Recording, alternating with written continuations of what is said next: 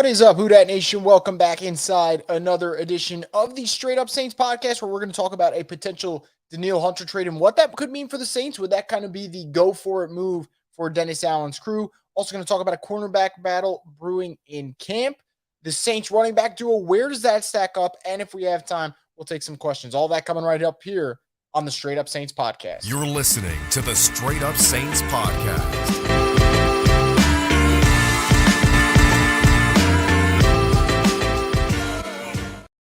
Once again, guys, welcome back inside another edition of the Straight Up Saints podcast. And this program, as always, is brought to you by Scott Ficknair Injury Lawyers. You've been injured in any kind of accident, car, truck, 18-wheeler, or hurt offshore. Scott Ficknair handles it all. You can give him a call at 504-500-1111 for a free consultation. That's right, a free consultation.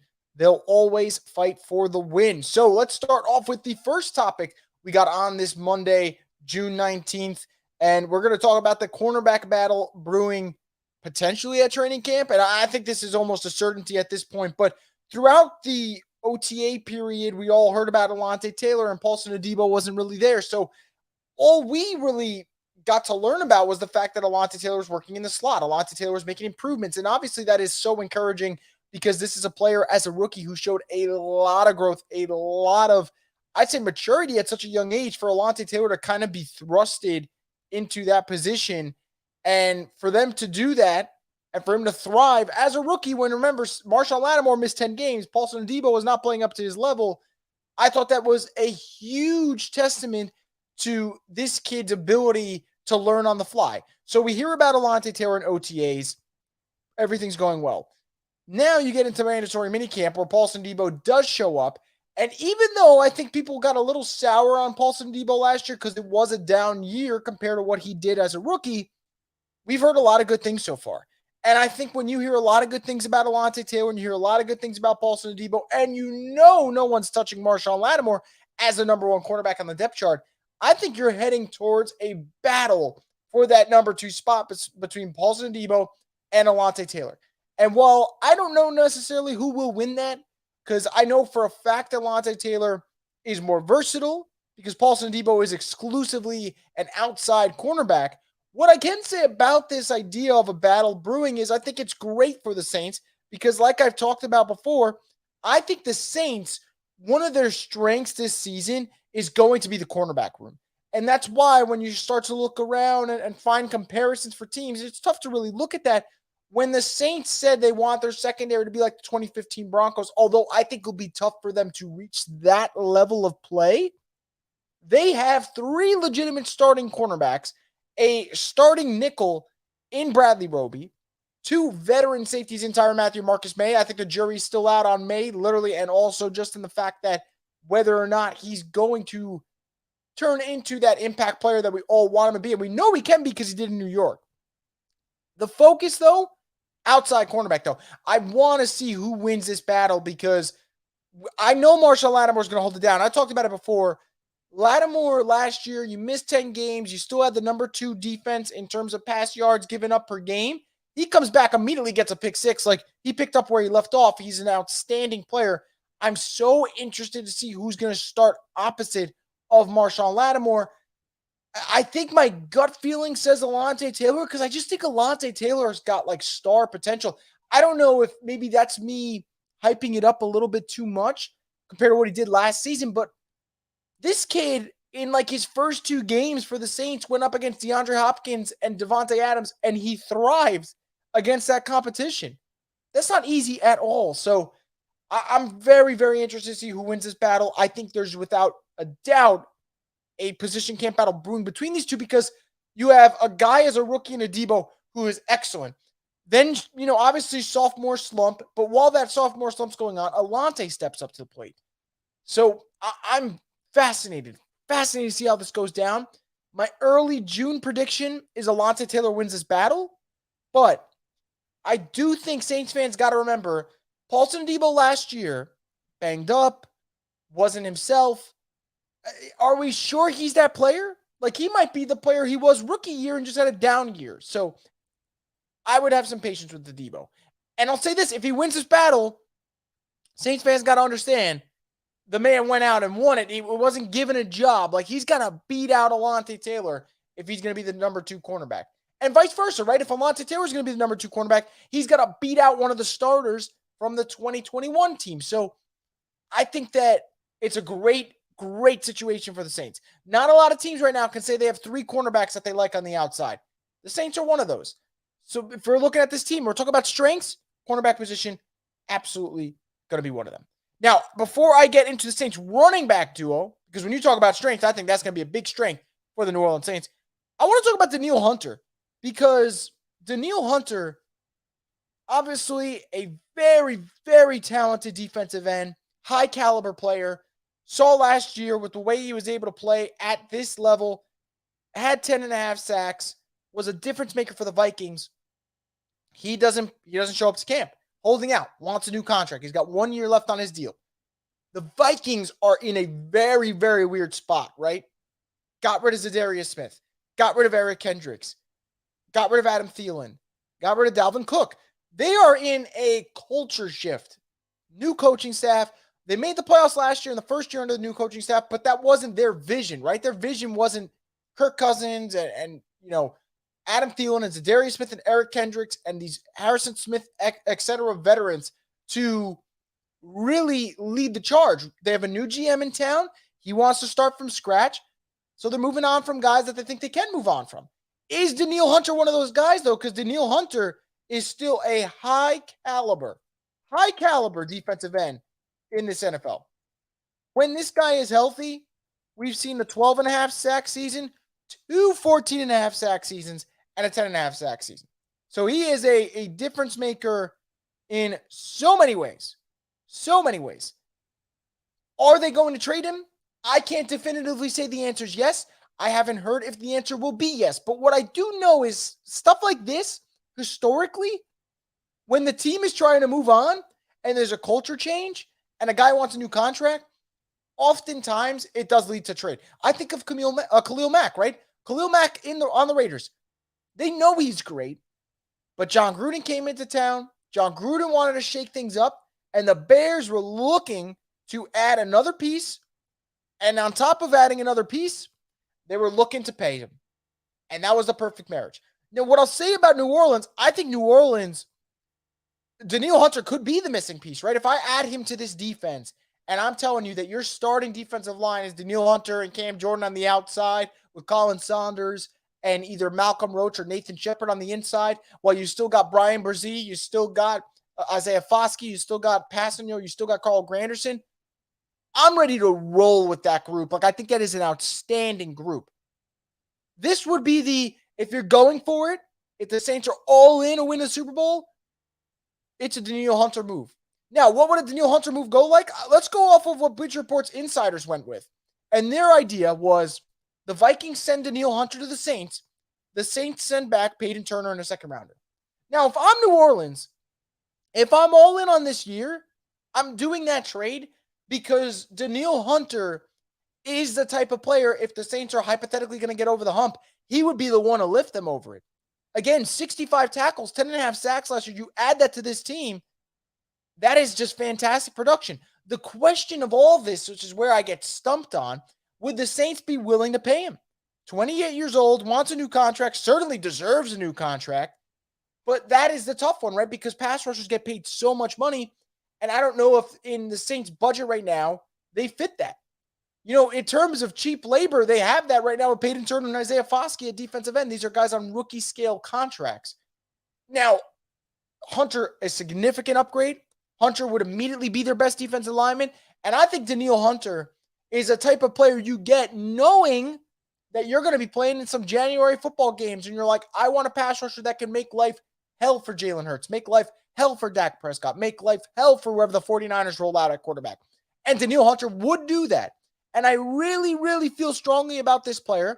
And I do think that Saints fans would wrap their arms around Danielle Hunter for several reasons. One, obviously we know the LSU connection. Two, like I said, he's a damn good football player. He's had 4 different seasons with double-digit sacks. 3, if this hypothetical trade will go down where Peyton Turner will get sent to Minnesota, which I don't think makes all that much sense because Minnesota already signed Marcus Davenport. So I don't know if they really want another type of player of that build in the building. They literally would be taking on the Saints. I guess you want to say sloppy seconds in a sense. I don't know if they want to do that trade, but Saints fans, if you told them they get rid of Peyton Turner, who has not played up to the draft billing, I'd say, and in the process, you get a perennial Pro Bowler in Danielle Hunter, they're also going to wrap their arms around that idea. So yes, a Danielle Hunter trade sounds great. It's been talked about in NFL circles, not realistically. Like, I don't know if the Saints have had conversations with the Vikings, but minicamp has passed, and there's a 1 month break between now and training camp. A little bit over 1 month, honestly, for a lot of teams. And I think this is where teams like the Vikings sit down in their meetings and they say, let's have a realistic conversation. Is Danielle Hunter going to be on the roster? If the answer is no, you got to start shopping this guy around. If you don't want to pay him, you got to start shopping him. If the answer is yes, it's pretty simple. You bring him in, you pay the guy, and you get this story out of the news cycle. But it hasn't been out of the news cycle. And because the Vikings are going through that shift that I said teams have gone through before, when you bring in new management, they want their guys, and they're okay with getting rid of stars if they didn't draft them. We've seen it before. And when Minnesota is dumping out nonstop vets who have been productive players their entire career, what's stopping them from getting rid of Danielle Hunter? They've gotten rid of Adam Thielen. They've gotten rid of Zadarius Smith. They've gotten rid of Eric Kendricks. They are willingly moving on from guys that have been staples in the NFL. So yes, it is feasible that Danielle Hunter gets traded. I just don't know if it's to the New Orleans Saints. Obviously, I would love if it is.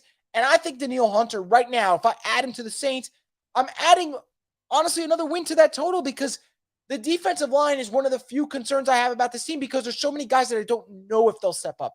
I don't know if Peyton Turner is going to develop. I don't know if Isaiah Foskey's ready as a rookie to do his thing. I don't know if Carl Granderson's going to be the player he was at the first half of last year, which is very disappointing, or the second half of last year, which was very productive. So I know what I got from Cam Jordan. I don't know what I got from the other side. I know I got talent. I know I got potential. But potential doesn't always equal production. So I'm really, really curious to see how that goes down. And I think Danielle Hunter, and I'd imagine most Saints fans feel this way, would be the type of player that if you add him to the Saints, Lord, does that change a lot. It changes a lot because every great team in my mind needs a great defensive lineman. And Danielle Hunter certainly is that. And again, we'll keep our eyes on it. I'm not anticipating it, but would I love it? Without a doubt, I would. I think Danielle Hunter would be the perfect missing piece for the Saints. I know they got linebacker depth concerns. I know they have offensive line concerns. But if we're just talking about going into week one, spot the weakness in the starting lineup. I don't know if there really is one if they were to make that move. I just don't know how feasible it is. But as you can tell, I really, really, really, really want Danielle Hunter on the Saints. I just don't know if it could happen. But we'll see. Now, before we get into the Saints running back duo and whether or not they have the best running back duo in the NFL, and I'll give my answer on that in just a second, just want to remind you guys, if you want to speak with Chris Smith of Ladder and Bloom, who's one of the top realtors in New Orleans, and you want to chat about a free marketing valuation of your property, to book a property tour, or to just talk real estate, you can give him a call at 504-231-2004. That's Chris Smith of Ladder and Bloom. So the Saints, do they have one of the best running back duos in the NFL? I think the answer is obviously a yes in terms of do they have one of the best running back duos in the NFL, but that's not the question. Do the Saints have the best running back duo in the NFL? And I think the answer is maybe not as clear cut, but what I can say for certain is on paper, this is an awesome, awesome duo because you have Alvin who can, I'd say, do it all when asked to. And then on the other side, you got Jamal Williams, who just led the league in rushing touchdowns last year, had over 1,000 yards rushing. And if you're going to give the Lions players credit for the, I don't want to say cultural shift, but their ability to overcome their shortcomings in 2021 and a bounce back in 2022, Jamal Williams deserves a lot of credit for that. Like, he seemed the heart and soul of the Detroit Lions. So that's what the Saints have at running back. And I'm not even counting Kendry Miller, the TCU rookie, who I think can be really good early on because I think the kid's got the skill set to do it. I'm just focusing on Alvin right now and Jamal. So I know what Jamal was. An 1,000-yard rusher last year with 17 rushing touchdowns. That mark led the league. Alvin seems to be the question for everyone right now because people are wondering, is Alvin starting to get washed up? Is he declining? I think the answer is no. And I've said it before, but I'll list a couple reasons why. My first reason, Alvin was not used the way he should. He was not. Last year, he was kind of used like a workhorse back and that cowbell. And I personally don't think that's Alvin's best. I think Alvin's best is like 13, 14 carries and 5 catches in a game. That's where you get his best, not running him 25 times. I just don't think that's where you get the maximum production out of Alvin. But that's the one problem. Number two, they didn't have a backup running back for Alvin that could take the pressure off of him. Mark Ingram, no longer a serviceable running back. David Johnson, no longer a serviceable running back. And these are guys who had great careers, by the way, like great careers. I wish them nothing but the best whenever they decide what's next for them. But they were not playing up to their standards back then. Dwayne Washington, special teams guy. Latavius Murray had one great game, and then Denver picked him up. So the Saints never had a running back behind Alvin that could take the pressure off of him. Ever. So he had that was going against him. How about the fact that there weren't a lot of weapons around this offense because Michael Thomas and Jarvis Landry, who were supposed to be weapons for them, went down in week 3. So yes, Olave was awesome, but Rashid Shaheed didn't really get to come into his own until November. So Alvin was asked to do a lot. And if you were a defensive coordinator going into a Saints game last year, you're game planning about how do we stop 41. You can't do that this year. You can't. Because the Saints now have an improved Olave, an improved Rashid Shaheed. They do bring back Michael Thomas, but what they also bring in? They brought in James Washington. They brought in Brian Edwards. They brought in Foster Moreau. They drafted A.T. Perry. They brought in Jamal Williams. They drafted Kendra Miller. The Saints now have pieces around Alvin Kamara. And now I don't know if those pieces are going to step up. They could all falter, and I could look at this and go, well, looks like we're back in the same situation. But the Saints have added depth to their offense, have added depth to that offense. So I think that for the Saints, that's a huge plus in terms of how's Alvin going to produce. There's more pieces around him. Defenses can't lock in on Alvin the way they wanted to last year. Also, while we're at it, everyone loves to rip what Alvin did last year, right? Alvin didn't look like the old Alvin. Fine. I get it. He still had just under 1,400 scrimmage yards. And for people going, well, the last 2 years have been underperforming, Alvin would have had over 1,700 scrimmage yards the year before if he wasn't hurt. He only played in 13 games in 2021 and had over 1,300 scrimmage yards. So he was on pace to do what he's done his entire career, 1,600 scrimmage yards or more. This past year was the real, a down year. And like I mentioned, not a lot of talent around him. Not a lot. Also, let's be honest, the offensive line banged up all the time. Pete, banged up. Ramczyk, banged up. Penning, banged up. Ruiz was obviously healthy for the majority of his Saints career, but he got banged up at the end of last year too. So I think Alvin will bounce back. Now let's get into the duo aspect of this. Because I'm under the belief that Alvin is going to bounce back, these are the running back duos that I think are the only ones that can enter the conversation with New Orleans as best running back duo. One of them is from the Falcons, Bijan Robinson and Tyler Algier. But is Bijan going to live up to the hype? That's a question. I think he is. But that's a running back duo I'm fine with people mentioning in the conversation. Another one that I like people mentioning in the conversation, CMC and Elijah Mitchell. McCaffrey, I think, is the best running back in the NFL right now. I truly feel that way. I think what he's able to do, receiving, rushing, just so much attention's around him and it doesn't really matter. I think he's an outstanding player. I think that duo is really intriguing, but Elijah Mitchell gets hurt. So I'm curious to see how he does next season, if he's healthy. And then the third one, A.J. Dillon and Aaron Jones. Aaron Jones is an outstanding running back. I think Alvin's better than Aaron Jones, but Aaron Jones is a very good running back in his own right. A.J. Dillon, bruiser back, has shown that he can shoulder the load from time to time, but I'm curious to see if he takes that next step. But I would say those running back duos are the ones I'll put in the Saints conversation. I'm putting the Saints over the Falcons running back duo, though, because I haven't seen Bijan Robinson play a down of football. I would take the Saints running back duo over the Packers duo because I think that A.J. Dillon, Jamal Williams, I kind of think it's a wash. And I think Alvin's better than Aaron Jones. So I'm going to take that. The only duo I would take over the Saints, and that's if they're healthy, is Christian McCaffrey and Elijah Mitchell. But both running backs have injury concerns. McCaffrey gets banged up a lot. Mitchell got banged up like 4 different times last year, and it was all MCL related, which is kind of alarming. So when I put that into perspective, health, production, I think you could sit here today and say the Saints do have the best running back duo in the NFL. Now, I know a lot of people aren't going to do that because a lot of people, for some weird reason, are convinced that Alvin is on a serious decline. But I don't see it that way. I think Alvin just had a down year with not a lot of talent around him, didn't have a complimentary running back, and he paid the price because of it, because he was asked to do things that Alvin normally should not do. So when I hear in camp that Alvin's being used as a receiver more, and Derek Carr is like, wow, this guy's route running is incredible, it warms my heart because that makes me believe we are getting back to the Alvin that we all know and love, and the Alvin that will kick your favorite team's opposing ass, because that's the Alvin Kamara that I know is still there, and I think the Saints are going to get this year. I really do. And also, look at Alvin's numbers. He never has back-to-back bad years. It's not in his DNA. He is an outstanding football player, and I think he's going to shine next season. I really do. Now, does he get suspended? That factors into it, right? Because I can't say they have the best running back duo if Alvin misses 8 games to suspension. But that hasn't happened yet. So overall, the Saints have, in my opinion, an objectively top 3 running back duo.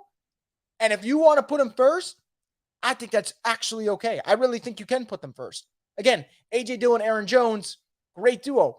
Jamal Williams and Alvin, that's about 2,400 scrimmage yards right there between the two of them. CMC, Elijah Mitchell, great duo. They get banged up a lot. So I think that if you're a Saints fan today, and I imagine you are if you're listening, you're probably thinking they have the best running back duo. And I think you'd be right because they're not as injury prone. We know they're productive. I think the energy is going to be great. I really do. I look back at when Ingram and Kamara, 2017, 2018, did the joint interviews and stuff. I thought they bounced off each other so well. I think Alvin's going to bounce off Jamal Williams very, very well. But again, we'll see. The games have to be played, and that's why they are. But I'm liking how this running back group looks right now. So before we wrap things up on this Monday morning, again, thank you so much for everyone who was listening and just tuning in and see what we had to say. I want to talk about, any questions and comments you guys have. And whether it's a prediction, a concern, a question, I don't care what it is, I'm pulling it up and we'll see what you guys have to say to close it out here. And we'll get with Ricky's first comment. He says, we have to make this trade for Hunter or get Yannick. It'll make the defense pop. I agree with you wholeheartedly. It's crazy that Yannick's still a free agent. This is a guy who had 9.5 sacks last year, still a really productive player. I think Danielle Hunter is a better player. I don't think anyone will argue that. But Yannick is free. And I think that's the interesting thing, right? Because I mentioned Danielle Hunter before. Let me pull up the projected trade again. The projected trade is Danielle Hunter for Peyton Turner and a second-round pick. Now, I think that trade is fair. But if you're New Orleans, if you wanted Yannick, you're not giving up those two to get him. You're just acquiring the player, and that's it. So it's interesting. I agree with you, Ricky. I think that one of those guys would put them over the top. Now, I see your suggestion about trading Hunter for Hill for the money to make it work. I'm personally doing whatever I can to keep Taysom Hill. That's just my opinion. I think Taysom Hill is a game changer, and I think the Saints are going to have games this year where the offense gets a little stagnant, and they're going to need Taysom Hill to do what he does best. But, yeah, I'm sure like when you have those conversations, you're trying to match the money out and all that, and we'll see. But the Saints got cap space, which is a good thing. So the Saints can absorb a decent blow in terms of, that sounded wrong. The Saints can absorb a cap hit like Danielle Hunter if they need to. But we'll see what happens there. We'll see. Ricky also adds, I do think the Saints got the best running back duo for sure in the NFC. Yeah, look, if you think they have the best running back duo in the NFC, it's got to be in the NFL too, because like I mentioned, the two duos that I think are on par with Alvin and Jamal would be A.J. Dillon and Aaron Jones and CMC and Elijah Mitchell. And if you're taking them over those two, you're taking them over everyone. That's how I see this. And again, I think it's fair. Like, this is a nasty duo on paper. James says, we could use Danielle Hunter, but linebackers a priority for us. Defensive end is a plus for us right now. We also need to see how Carr responds before we say Super Bowl. We may not win division. Carolina, Atlanta look good. So I'll hit all these points. I do agree. Linebacker depth is a priority. But linebacker depth, they're not going to be able to acquire it the way they can acquire Danielle Hunter. Linebacker depth would have to be solved by like a Quan Alexander signing, a Deion Jones signing, a Zach Cunningham signing, John Bostic, one of those guys, right? Like, they're not going to go out and get some star linebacker in a trade. At least I don't believe. Danielle Hunter, on the other hand, would be a star defensive end that is actually up for trade that you can get. Now, again, I don't think this thing's going to happen. It would be a plus. I do agree with you. Linebacker depth is the main concern. But I just don't think they can get a linebacker that makes the defense pop the way they can get a defensive end right now. So that's why I've been talking about it. But I've talked about linebacker depth before. It's the biggest weakness for the Saints team, in my opinion. The second part of this, we need to see how Carr responds. I think Carr is going to respond well. I'm okay with people waiting to see him respond before they say, I think he's going to respond well like I just did. But I think that for this team, if you're not thinking division and you're not thinking, okay, what can this team do?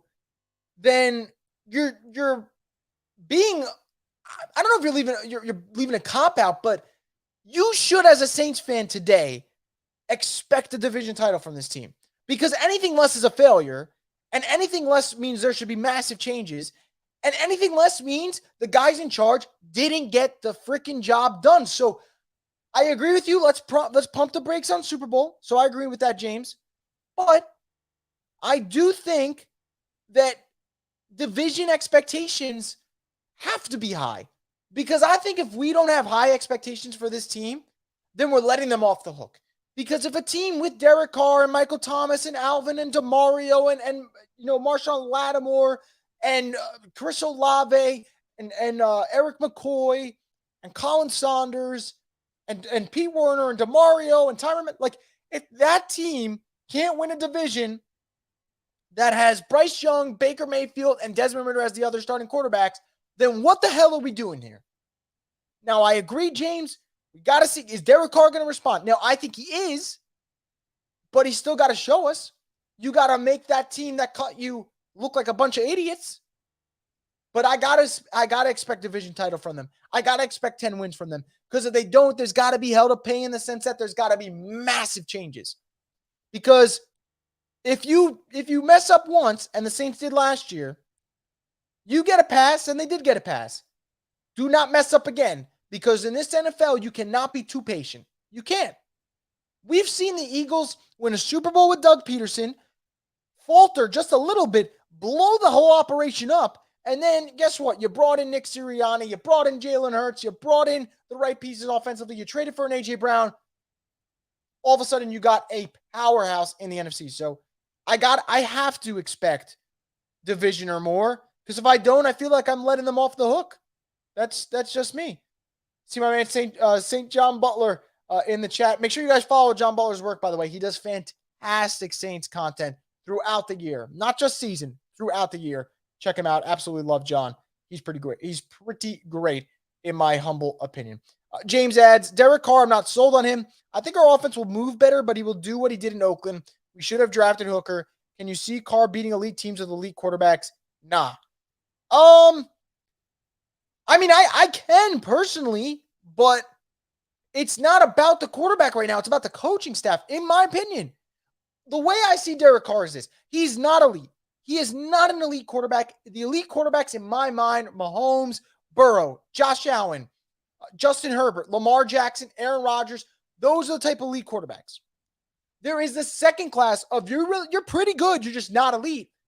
The Dak Prescotts, the Kirk Cousins, the Derek Carrs, those type of guys, they're good and they have moments where they look great, but they can't sustain that, so I can't put them elite.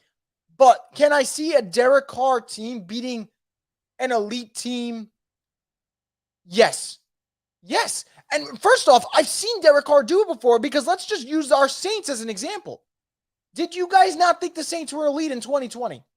Mind you, that Saints team won the division. Mind you, that Saints team was the number 2 seed that year. Derek Carr ripped them to shreds. Ripped them to shreds. And again, you might say that's one game, fine. Derek Carr, historically, against the Chiefs, does well. And now, do they win those games? Not all the time, obviously. But Derek Carr, October of 2020, same season, and that was a pretty good year for them. And that was the same year I'm talking about the Saints game. Beat Kansas City. In Kansas City. The same Kansas City that has Mahomes. So again, I don't think Derek Carr is this savior. I don't think he's an elite quarterback. But I think when Derek Carr's playing his best football and he's got a good supporting cast around him, Yeah, you could beat a team with an elite quarterback because the elite quarterback either might not have it that day, the elite quarterback's team might not have it that day, the elite quarterback's coach might have made a mistake.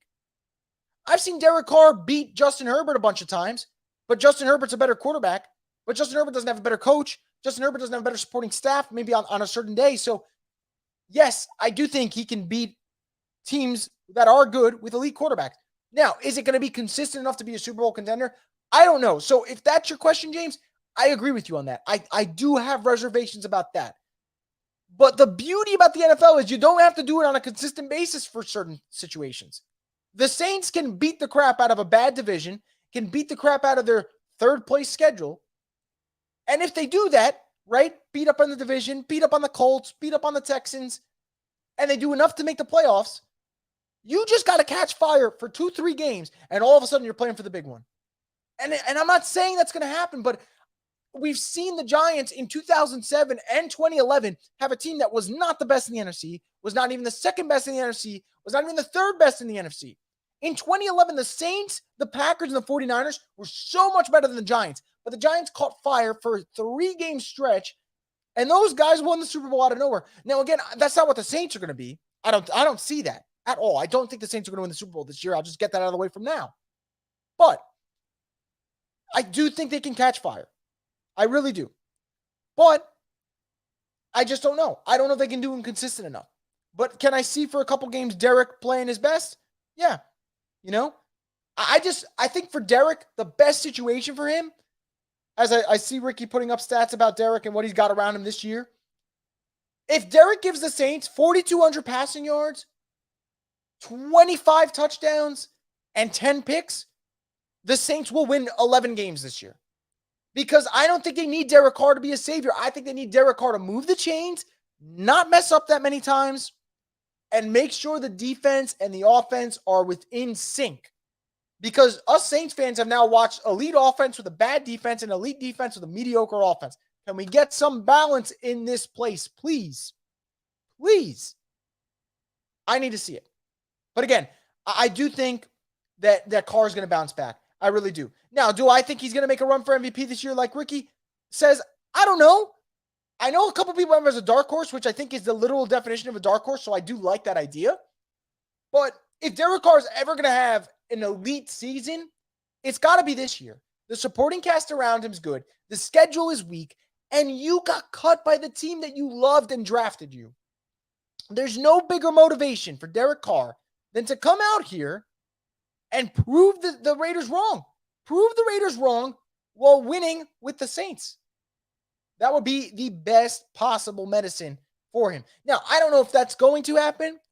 The optimism that is flowing through me this June says he will bounce back. But how good does he play? But you know what? How good he plays is going to dictate how far the Saints team can go. Because if he plays like 2020 or 2016, I can't remember what the year was, Derek Carr. I don't expect 2016 Derek Carr, by the way. I think that was the best we'll ever see of him. So if we get 2020 Derek Carr, it's a playoff team. Absolutely. If we get last year's Derek Carr, we're going to have problems. So we have to see. But I do think he'll revert back to 2020. I do. James says people should stop saying crazy stuff about Kamara. He's a monster generational talent, big part of the offense. We need him. Lack of talent, bad quarterbacks hurt him last year. Kamara leaves big drop in offense production. No, I agree with that wholeheartedly, James. I think that Alvin, at the end of the day, when the Saints are thriving, Alvin has a hand in all of it. Think about it last year. I think the most fun we had was when the Saints beat the crap out of the Raiders. Who balled out that game? Alvin. I think he had like 150 scrimmage yards and 3 touchdowns. Was outstanding in that game. When he's doing that thing, the Saints are tough to beat. Like, I can't remember the last time Alvin... All right, there's one game that comes to mind. The Packers game, the COVID year. That's the only time I remember Alvin balling out and the Saints didn't win. Like, usually when Alvin has a break, like the breakout games and kind of reminds you who the hell he is, I think that's when we see them at their best. Margaret says, I question the coaching staff. The Saints lost a lot of coaches everywhere. They did. They absolutely did. I think that I'm kind of conflicted. I worry about who they lost, right? Coach Nielsen, Coach Richard. But at the other end, like, I'm okay with them making changes because I think if they ran back the same operation, there's a little bit of laziness to it, and there's a little bit of thinking that they just had an unlucky year. And I don't know if they just had an unlucky year. I think they had unlucky injuries. But I didn't think the coaching staff was good. I didn't think they were aggressive enough. So that stuff has to change, and you got to change your kind of way of thinking about it. So I do question the coaching staff, Margaret. I think that the coaching staff for me is going to be the biggest concern the entire season because they've never shown that they can be elite. But they made some changes. I'm okay with the changes they made because I think it's okay for them to mix it up. I just don't know if I trust them yet. I don't know if I will. Like they got to make the playoffs for me to trust them. And even then, we're going to have our doubts, right? Let's be honest with each other. James says, I'm going off 9 years in Oakland. Once again, we're getting a quarterback that got fired or cut elsewhere and expecting different stepping on our feet.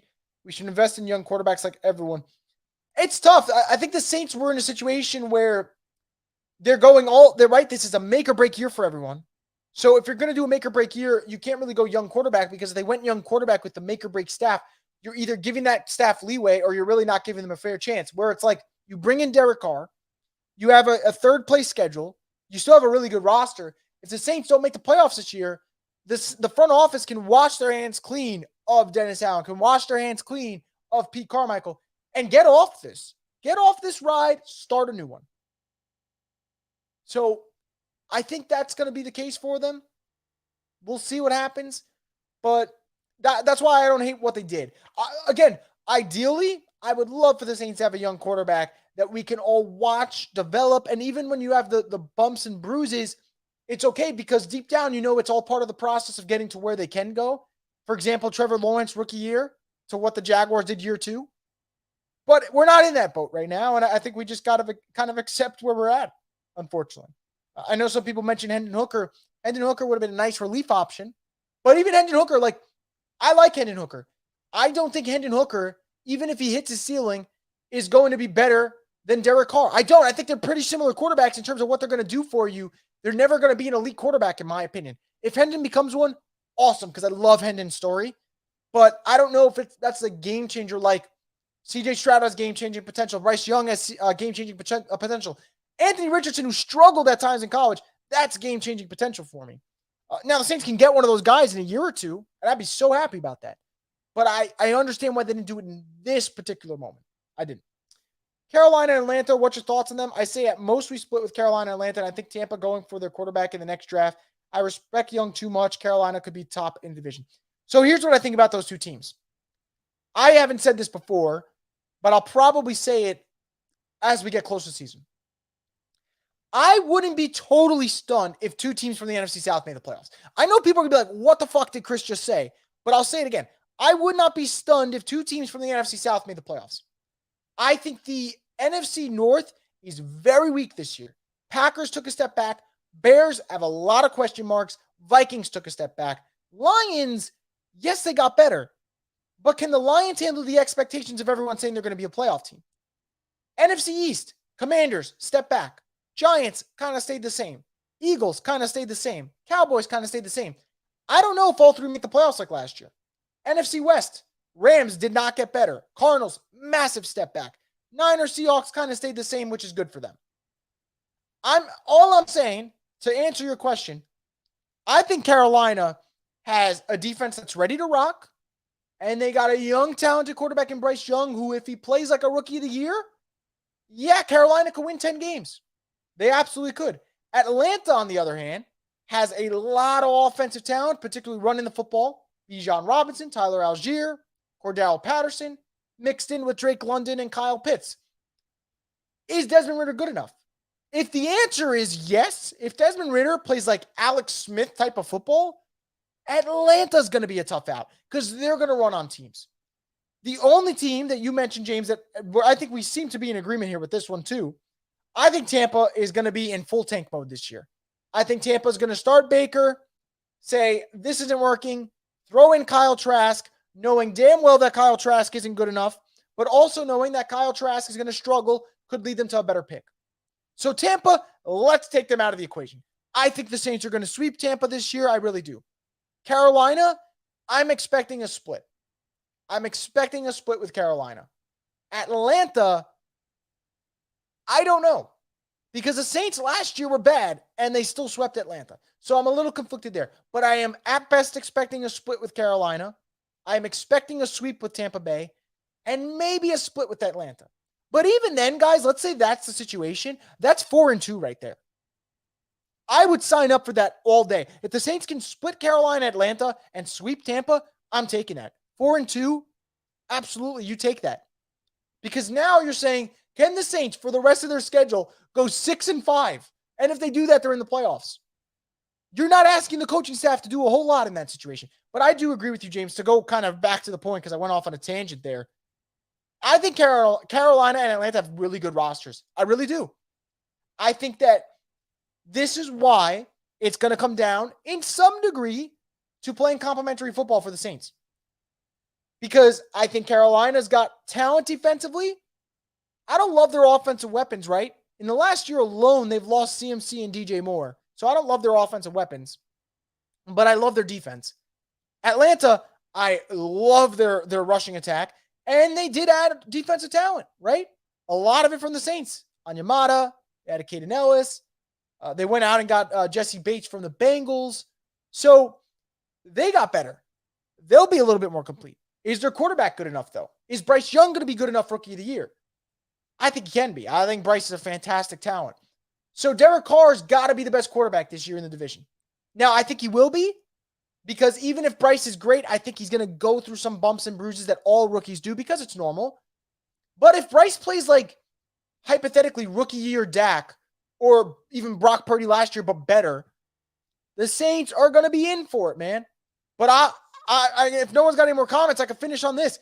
If two teams from the NFC South make the playoffs this year, it would not surprise me. It'll surprise a lot of pundits out there, surprise a lot of people screaming and yelling about how bad the NFC South is. I think the NFC South is going to be a lot more competitive than people think. Does that mean that the NFC South is going to have a powerhouse? I don't think they got one in them. I know the NFC West has the Niners. I know the East has the Eagles. I don't think the South has a powerhouse. But I do think that the Saints, the Panthers, and the Falcons have enough talent to make some noise this year. And I think those three teams are going to be the ones vying for that division title. So I don't expect the Saints to run away with the South. I just think that the Saints should win the South. And if they don't, Dennis Allen's got to go. And we'll be talking about this all year long if that's the case. But I do agree with you, James. The Saints have to be careful because these two teams have nice rosters. Uncertainty at quarterback, but nice rosters. Saints have a nice roster, proven quarterback, uncertainty at coaching. Like, I'd much rather have Frank Reich than Dennis Allen. So advantage to Carolina in the coaching department. And even, if I look at what the Falcons got going on, I think Arthur Smith, offensively, good coach. I don't know if I trust their defense, but offensively, they got a good coach, especially running the football. And I'm fascinated to see how this goes down. But I'm going to wrap it up here, guys, for this edition of the Straight Up Saints podcast. As always, I want to thank you guys for listening. I want to thank you guys so much for dropping in your comments, questions, concerns, predictions. It really helps the show flow. It also just makes me happy. I love chatting Saints football with you guys and kind of hearing your perspective and being able to pull it up here on the screen. So I thank you guys so much. I hope you guys enjoy the rest of this week coming up. We'll have more content here, as always, on the Straight Up Saints podcast. But it's going to be a fascinating next month or so, kind of a dead period for Saints news. Hopefully we'll get an interview or two to come on and, make this a little bit more lively for everyone. But until then, that's going to wrap it up. As always, guys, subscribe to Boo Crew Media's YouTube page and stay tuned for more content here on the Straight Up Saints podcast, the destination for the Who Dat Nation.